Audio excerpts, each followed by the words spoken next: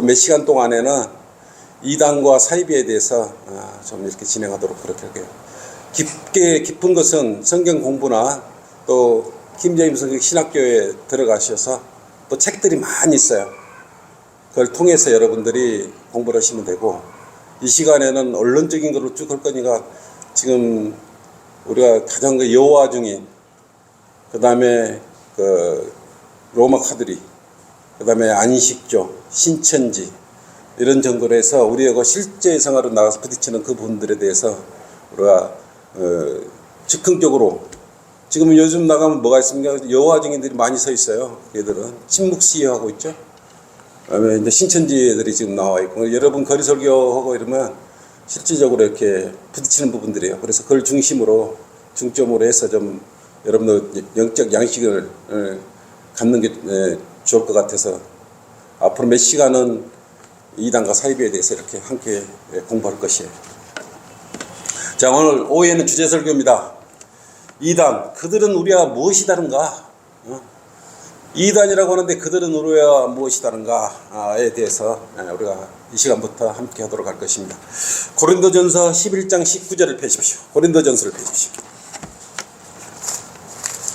고린도전서 11장 19절입니다.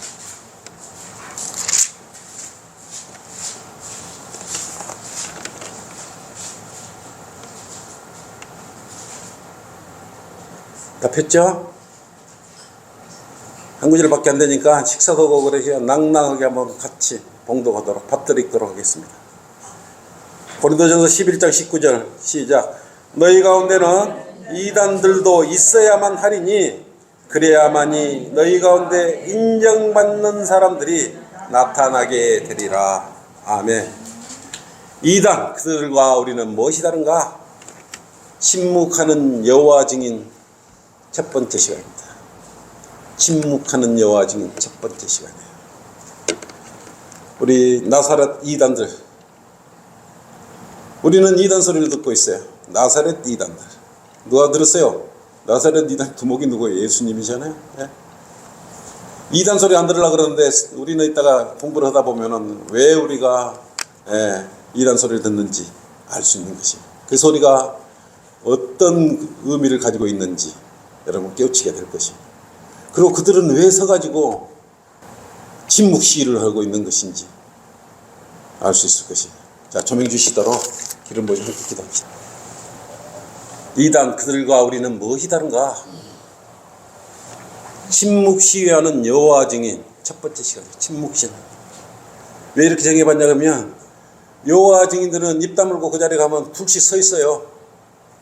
조금 있으면 또 이동해가 둘이 또 밖에 가지고 또 서 있어요. 그들이 왜 그렇게 서 있는 것이에요? 왜? 여러분 여호와 증인에 대해서 이야기하라 그러면 지금 다 증거할 수 있겠습니까? 여호와 증인이 증인이라는 사람들로 여러분하고 이렇게 앉아가지고 이제 교리적으로 이야기를 하면 말씀으로 그들을 무너뜨릴 수가 있겠습니까? 승리할 수 있겠습니까? 승리할 수 있어요. 이미 여러분들은 넘어뜨릴 수 있는 공부를 많이 했던 것이에요. 근데 실생활에 그걸 어떻게 접목을 해야 됐고 무엇이 다른가? 내가 모래내 시장으로 이렇게 이제 걸어오면서 복음 전파하면 여호와 증인들이 많이 있어요. 근데 노련한 오래된 여호와 증인들, 한 20년, 30년 된 그런 분들이 교제 좀 하고 가요. 그러면 이제 정류장에 앉아갖고 요 이야기 저 이야기 저는 하죠.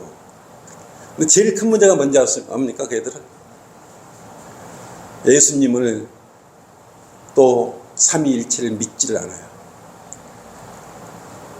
그것부터 여러분 딱 맞닥뜨리면 그러면 어디를 찾아야 돼요? 요한일서 5장 7절을 빨리 찾아야죠. 근데 이러한 그런 마음을 가지라는 것이에요. 알고 있는 것들이지만 이 시간을 통해서 한번 다시 정립을 해가는 것입니다. 사람들이 행동하는 것 중 죄인지 아닌지 판별할 수 있는 기준은 무엇입니까? 사람들에게는 헌법이 있고 법전이 있고 그러지 않습니까? 네? 그리고 재판관이 이건 죄요 그러면 죄고 그렇게 하지 않습니까? 우리 그리스도인은 뭡니까? 그것이 성경이에요. 성경 말씀이 판별의 기준이 되는 것입니다. 어떻게요? 성경에는 율법이 다 기록되어 있습니다. 성경에서 죄라고 하면 죄예요. 성경에서 죄가 아니라면 죄가 아니에요. 그래서 우리는 성경 말씀을 더 최종 권위로 두기 때문에 우선해야 되는 것입니다. 세상 제도의 우선과 성경의 우선에 적용을 하자면 여러분은 성경 말씀을 더 우선으로 해야 되는 것입니다. 성경에서 죄가 아니다, 세상에는 죄다, 그러면 성경에서 말하는 것이 죄가 아닌 것이에요. 성경에서 죄다, 세상 법률은 죄가 아니다 그러면 뭐가 어떻게 되겠어요? 성경에 따라서 판단하면 되는 것입니다. 다른 기준을 세울 필요가 없어요. 교회는 잣대 이것은 우리 성경 말씀이에요. 아무 성경이나 되는 거예요. 36,000권대 이빨 빠진 NIV나 개혁개정이나 이런 뉴킹제임스 성경이나 이런 것으로는 잣대가 될 수 없는 것이에요. 짬뽕이 되어 있고 36,000권이나 빠져 있지 않습니까? 결코 그것으로는 올바르게 잣대를 댈 수가 없어요.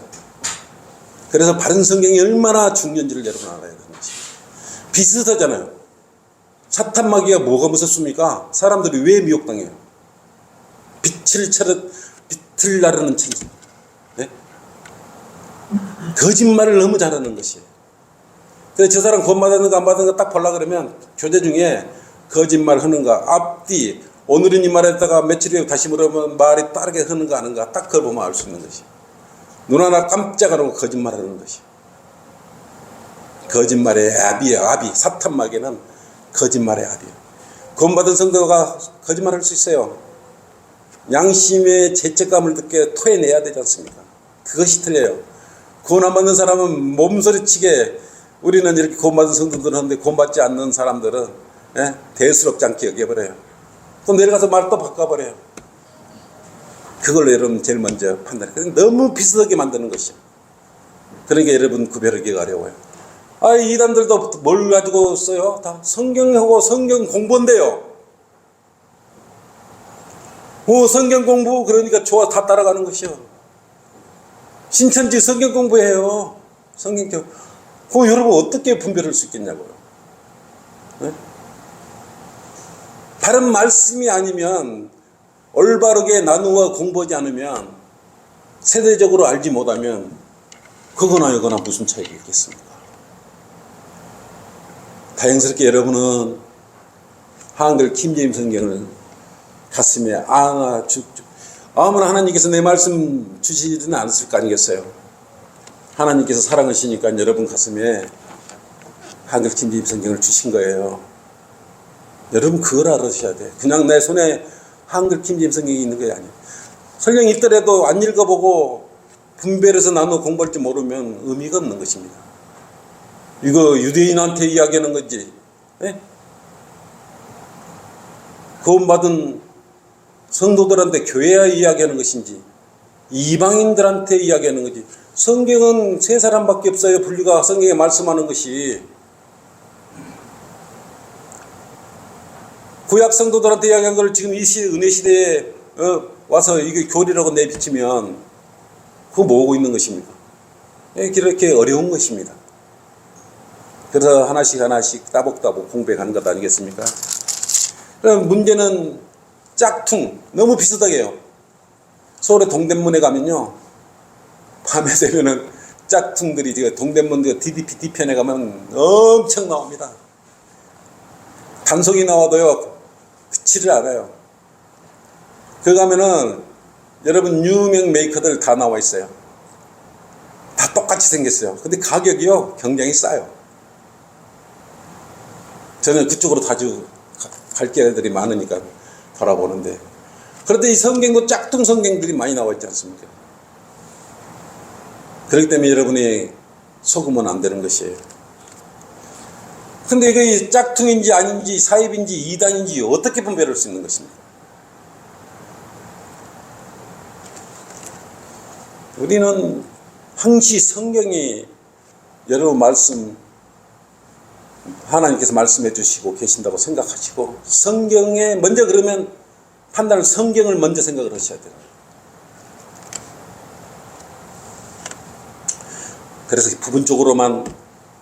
부분적이지만 여러분이 여호와 증인에 대해서 한 두서너 시간 할 거고 신천지에 대해서 몇 시간 할 거고 이렇게 쭉 해갈 거니까 주제 설교니까 사실은 오후에 설교를 해야 되는데 지금 여러분 설교할 수가 없지 않습니까? 오전 설교로 마무리하는 것이에요. 그래서 이걸 영적 양식으로 여러분 잘 삼아야 되는 것입니다. 오늘부터 다루고자 하는 내용은 아까 말씀드렸죠. 복음 전파 현장에서 자주 만나서 부딪히는 격한 논쟁을 승리로 이끌려면 반드시 알아야 될 것들이에요. 여러분들이 부딪혀가 진리에서 패배를 하면 안 되는 것입니다. 무조건 수호를 해야 돼요. 성경 침례교회 회원들은 진리를 수호할 의무가 있어요. 그러면 여러분들이 얼마나 많이 이렇게 공부를 해야 되는 거예요. 저도 부족해요. 저도 매일 공부합니다. 그래서 내가 처음 와서 나도 부족하니까 함께 공부합시다 그랬지 않습니까? 함께 하나님 섬깁시다 그랬죠. 여러분 그 취지와 뜻을 알아야 되는 것입니다.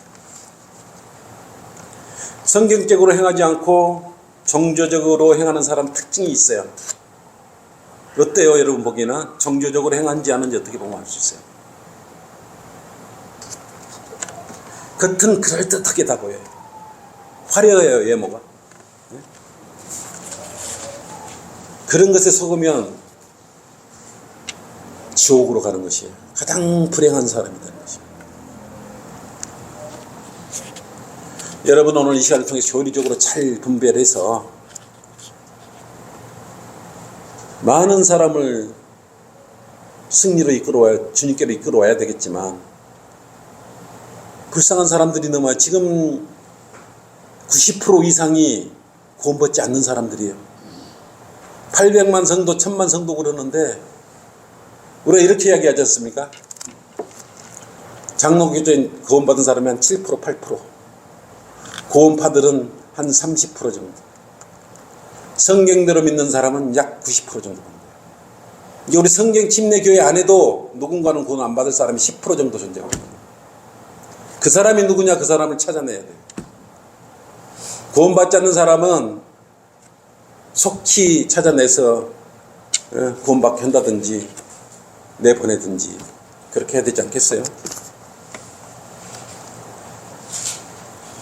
이단과 사이비는 성경으로 우리는 구별해야 되는 것입니다.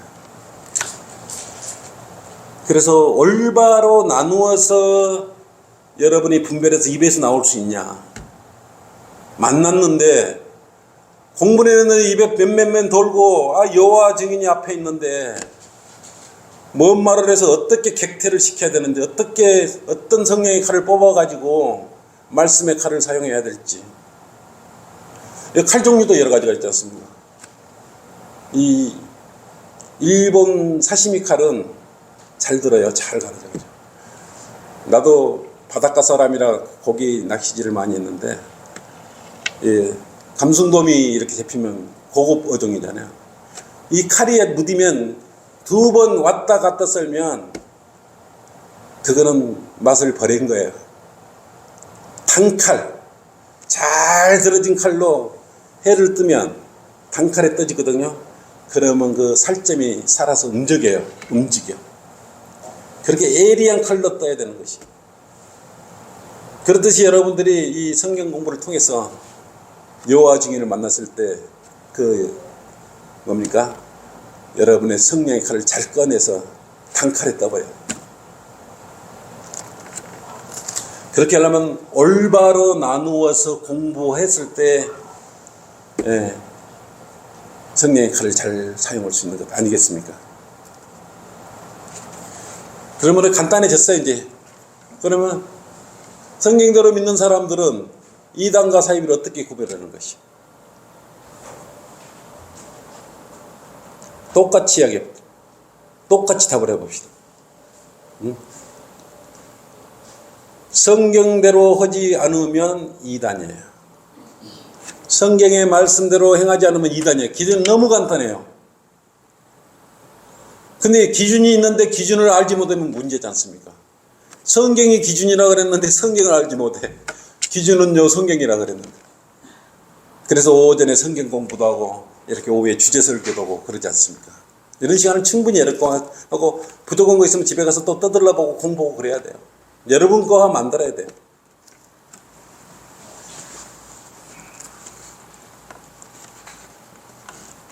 그러면 왜 이단이 있어야 된다고 그랬어요? 왜 이단이 있어야 됩니까?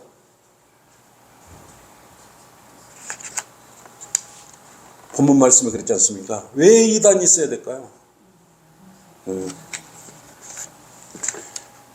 이단이 있어야 성경대로 믿는 여러분들이 참된 주님의 자녀인 것이 검증이 되는 것이에요. 혼탁하게 혼동하게 만들어놨어요. 자칫 잘못하면 여러분 뭐라 그럽니까? 떠나는 걸 보고 실족해버립니다. 떠나버립니다. 아까 우리 모 자매님 여기도 갔다가 여기도 가보고 그래도 나는 의리가 있어고 한 교회만 끝까지 파고들 거야.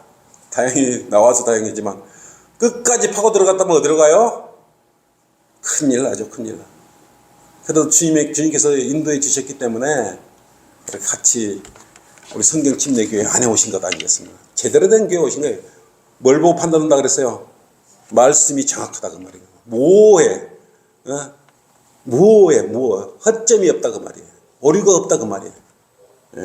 그런 성경을 우리가 가지고 있는 것입니다. 이 기준을 삼으시면 되는 것이에요. 그래서 여호와 증인에 대해서 여러분은 이제 알아야 돼요. 여러분 지금 가는 곳마다 사거리마다 피켓 들고 파수대에 딱 집어여놓고 이렇게 서 있습니다. 말하는 거 봤어요? 침묵시하고 있는 것이에요. 이들의 그러면 지금부터 비성경적인 교리가 무엇인지 우리 하나씩 살펴보도록 그렇게 하겠습니다. 원래 여호와 증인의 기원은 찰스 러셀에 의해서 창시가 되었어요. 1852년에서 1916년도에 창시됐던 거지. 그리고 러터포드에 의해서 이렇게 계승되어 왔던 것입니다. 근데 뭡니까? 러셀도 자기 아버지는 신실한 분이어서 해증교회의 목자로부터 태어났어요. 대부분 신실한 목자 뒤에 신실한 자녀가 나와야 되는데 그렇지 않는 경우들이 많이 있습니다.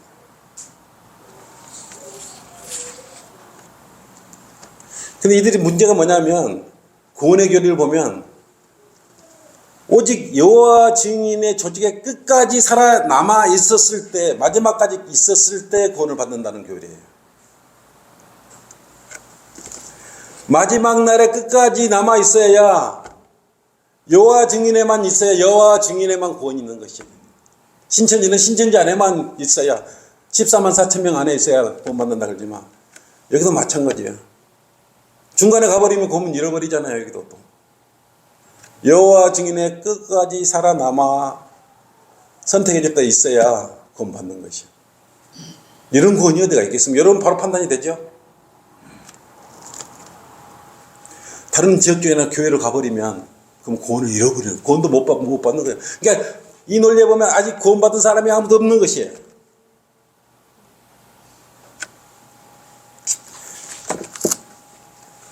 여호와 증인의 가장 큰 문제는 이건 여러분 맹심하셔야 됩니다. 딱 해서 삼위일체를 부정해요. 이것은 뭐냐면 신성, 예수 그리스도의 신성을 부정하거든요. 여러분 이거 할 때 이게 분명히 나오거든요. 요한일서 5장 7절 한번 펼쳐봅시다.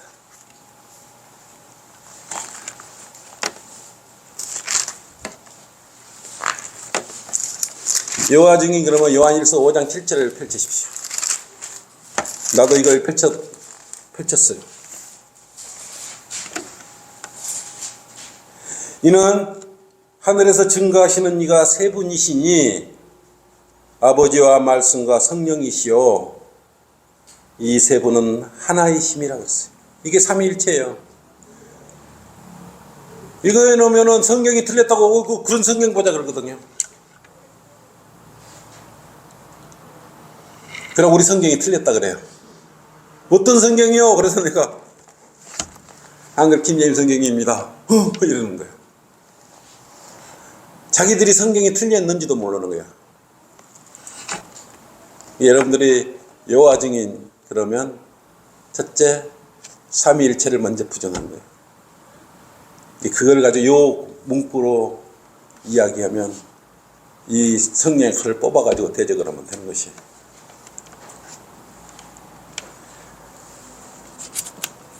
결국은 예수님은 하나님이시잖아요. 육신으로 오신 경건해신 분이잖아요. 경건해신 육신으로 오신 하나님이잖아요. 하나님을 부정하는 사람들이 삼일체를 부정하면 하나님을 부정하는 거예요. 그런 여러분 이단과 사이비를 구별할 수 있겠어요?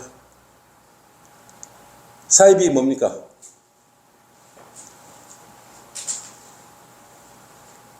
이단은 뭐예요? 막상 대답을 하는 게 아는데 대답을 못하고 성경도 사용하고 비슷한 것 같은 끝이 조금씩 틀리는 것이에요. 교리적으로. 그애들은 성경을 사용해요. 근데 사이비는 교리고 뭐고 지기들 만들라고 자기들 마음대로 하는 게 사이비야. 아무것도 없어요, 걔들. 교주가 교주. 사이비는 대부분 교주가 있어요. 그럼 교주가 죽으면 분파가 돼버려. 대부분 그 첩들이 뭡니까? 분파된 뒤에 첩들이 그걸 차고 가죠. 이어가고 있어요.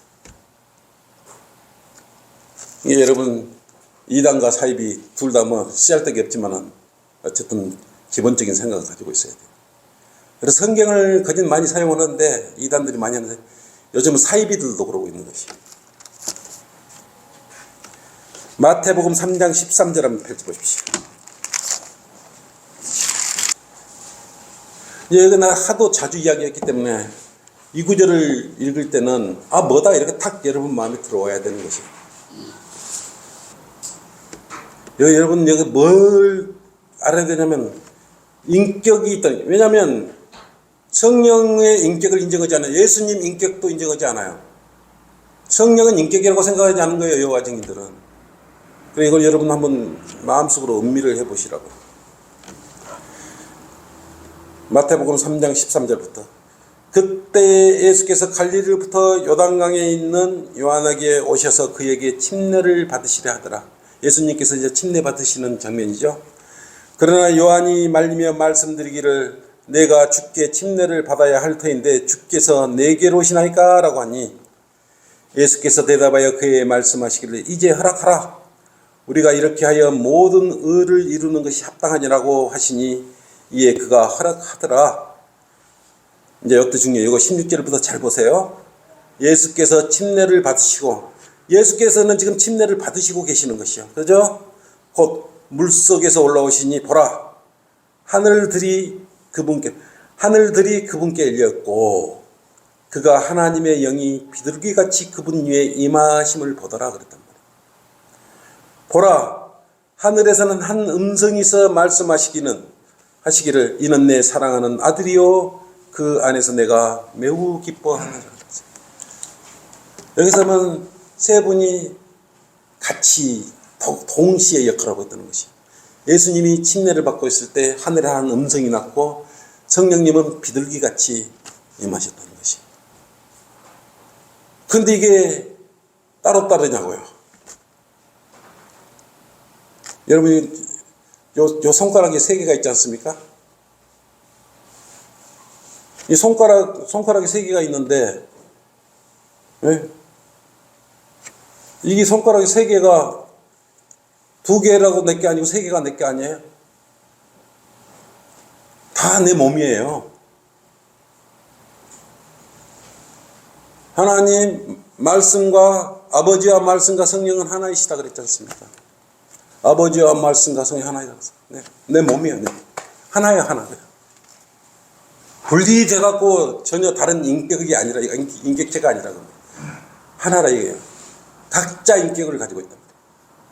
그것은 하나님 삼위일체에 대한 인간적인 것으로 생각하기 어렵지만 성경에 기록되어 있기 때문에 우리는 그대로 믿으면 되는 것.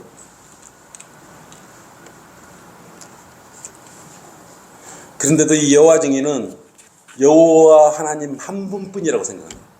이 여호와 증인은 오직 여호와 하나님만을 믿는 사람들. 이 근거가 어디서 나오냐면 출애굽기 3장 15절. 3장 15절. 하나님께서 모세에게 또 말씀하시기를 너는 이스라엘 자손에게 이같이 말하기를 너의 조상의 주 하나님 주 아브라함의 하나님 이삭의 하나님 야곱의 하나님께서 나를 너에게 보내셨느니라 하라. 이것이 나의 영원한 이름이요 이것이 모든 세대의 나의 기념이 되리라. 이때 나오는 하나님 여호와 하나님을 자기들 영원한 하나님이라고 부르는 한 사람밖에 인정 안 하는 것이에요. 여기서. 근데 여호와 증인들이 모르는 것이 있어요. 하나님은 여호와 하나님만 있는 거 아니지 않습니까? 전능하신 하나님의 이름은 여러 이름이 있어요. 여호와 하나님은 오직 하나님이래요. 여호와 증인. 그래서 여호와 증인이야. 근데 하나님의 이름이 얼마나 많이 있어요. 창세기 2장 4절에 엘로힘이 나오죠. 그것도 아버지는 전능자라는 뜻을 하죠. 전능하신 분. 또 창세기 14장 22절로 엘리온이라고 나와요. 가장 뛰어난 자 이런 의미를 갖고 있어요. 이거 하나님의 뜻이에요. 의미예요. 그 다음에 창세기 21장 33절로 엘올람이라고 있는데 스스로 계시하는 주라는 뜻을 갖고 있어요.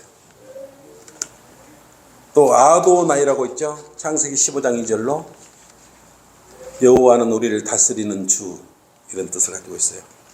또 여호와 이레 이것은 뭡니까? 공급하시는 주. 여호와 니시 이건 창세기 17장 15절로 나와 있어요. 주는 우리의 깃발이라는 뜻이죠. 그 다음에 여호와 라파가 있습니다. 출애굽기 15장 26절로 치료자라는 뜻이에요.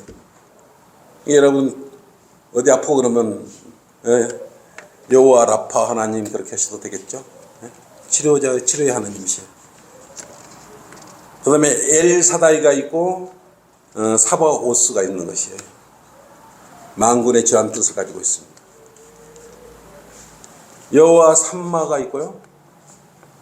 가까이 계신 분이라는 뜻도 가지고 있는 것이. 이처럼 엘기온이라는 뜻도 가지고 있어요. 복을 내리시는 분이라는 뜻도 갖고 있어요. 이처럼 하나님의 이름은 여러 가지가 있는데 여호와 증인은 그러면 여호와 증인하고 이런 하나님으로 폐기된 게 하나님이 아니냐고요. 그래서 그들은 여호와에 나오는 구약에는 여호와 하나님만 자기들이 하나님이야. 그런 게 어디가 있습니까? 그래서 여호와 증인 그런 거예요. 하나님을 여호와 하나님을 증인하고 증거하고 이것이 구약에 나타나는 하나님의 각 이름들이에요.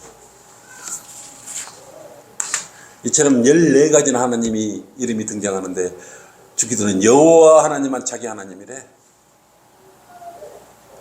원래 여호와 그래가지고 유대인들은 이름이 너무 귀해서 발음조차 함부로 하지 못했던 것이. 이 금방 내가 언급했던 하나님의 이름들은 성부, 성자, 성령 이 삼위를 그대로 다 말씀하시는 것이에요. 이처럼 얘네들은 성경도 모르고 하나님도 모르고 여호와 하나님만 자기 하나님이래요. 우리는 어떻게 부르고 있습니까? 대문자로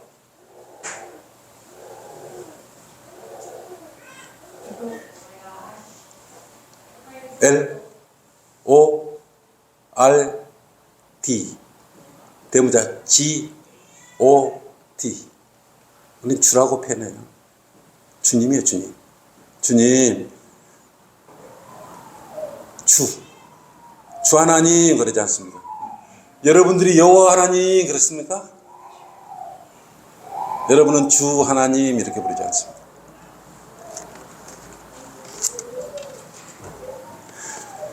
근데 이들이 문제가 뭐냐면 예수 그리스도를 피조, 하나의 인격체인데 하나님께서 지었다고 생각, 피조했다고, 만들었다고 생각하는 거예요. 예수 그리스도를. 성경에는 분명히 육신으로 오신 하나님이라고 그렇게 했는데 얘들은 예수님을 하나님께서 피조했다고 생각하고 있는 것이에요. 이게 인격적으로 사람 어떤 하나의 여러 피조물 중에 하나로 생각하고 있는 것이에요. 예수 그리스도의 격을 낮춰버린 거예요. 하나님의 신성의 격을 확 낮춰버렸어요. 이게 여호와 증인들이에요. 그리고 이들은 또 어떻게 생각하냐면 예수님께서 죽었다가 부활하신 사실 있지 않습니까? 십자가 사건을.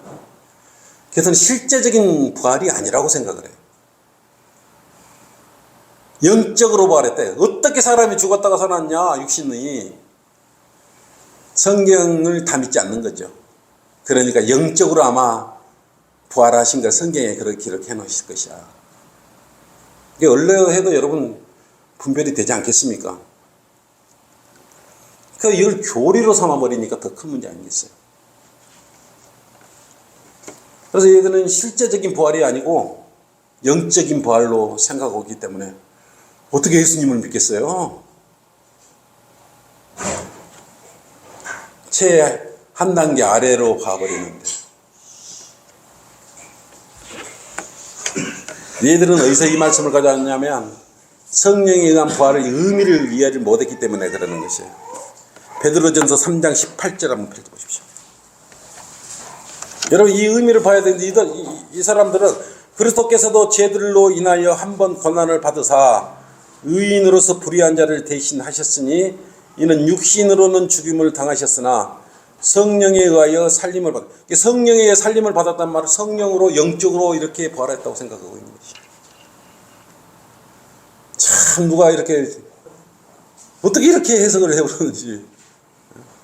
성령에 의하여 살림을 받으심으로 우리를 하나님께로 인도하라 하심이라. 얘들은 영적 부활이라고 생각하는 것이야. 이 구절을 갖다 놓고.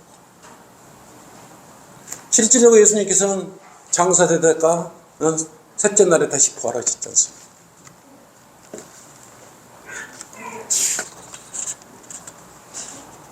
이것은 예수 그리스도께서는 성령님의 인도하심을 받았던 것이에요. 예수님께서 그냥 했던 것이 아니요. 하실 때마다 성령님의 인도하심을 받았어요.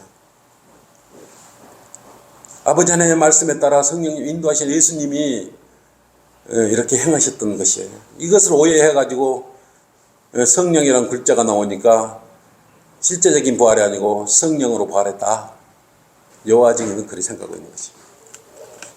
근데 실체적으로 예수님은 육신으로 계시지 않습니까? 죽었다가 살아나셨지 않습니까? 누가복음 24장 한번 펼쳐보십시오. 누가복음 24장 39절 한번 보십시오.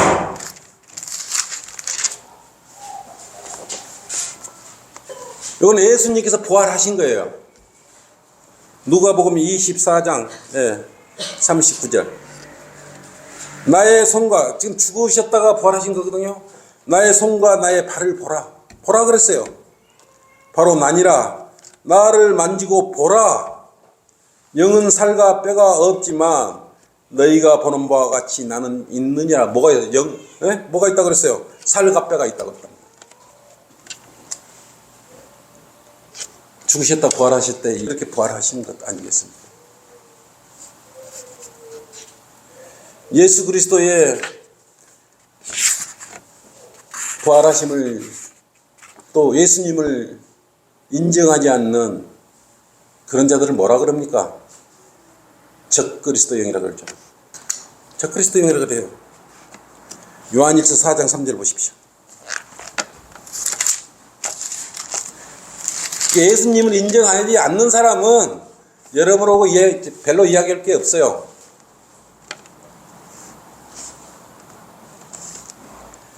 요한일서 4장 3절.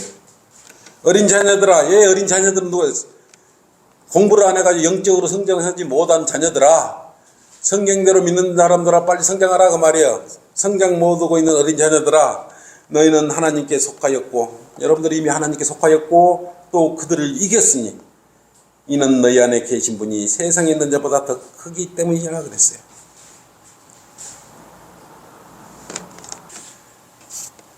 요한 증인은 적그리스도 영을 가진 교리로 이렇게 장착된 그런 집단들입니다.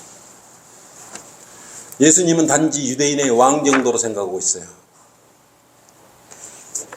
그런데 예수님은 유대인의 왕뿐만 아니라 만왕의 왕이며 만주의, 내가 기도할 때 그랬지 않습니까? 그래서 만왕의 왕이요 만주의 주라 그랬지 않습니까?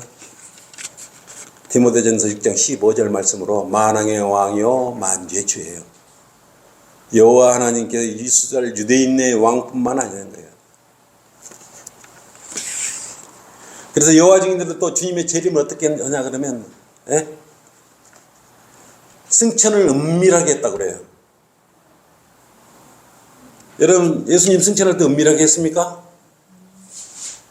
500명이나 보이는 데서 올라갔단 말이에요. 근데 이 성경을 이렇게 뜯어 고쳐도 사람들이 몰라. 재림도 그래서 은밀하게 온대요. 주님께서 오실 때 은밀하게 오신다 그랬어요. 물론 도둑같이 오신다 그랬지만 내가 올라간 그대로 나를 찌른 자도 볼 것이요 그랬어요. 다 보는 가운데 내려오는 것이에요. 피터 러커먼 목사님은 뭐라고 그랬어요? 생중계되는 가운데 내려올 거라고 그랬어요. 올라갈 때도 마찬가지입니다. 사도행전 1장 9절에 보면 당당하게 올라가시면서 너희가 본 이대로 내가 온다고 말씀했지 않습니까? 공개적으로 했지 여호와 증인이 말하는 것처럼 은밀하게 갔다가 은밀하게 내려온다 이런 말은 어디에도 없어요. 그래서 얘들은 삼위일체를 부정하는데 또한 고대 종교의 유산이라고 또 생각을 하고 있는 것이에요. 근데 이들이 나를 본 자는 누구를 본다 그래 예수님께서 오셔갖고 하나님을 본다 그랬어요. 요한복음 10장 30절로 나와 내 아버지는 하나니라 그랬어요. 근데도 애들은 여호와 증인들이 이걸 안 믿고 있어.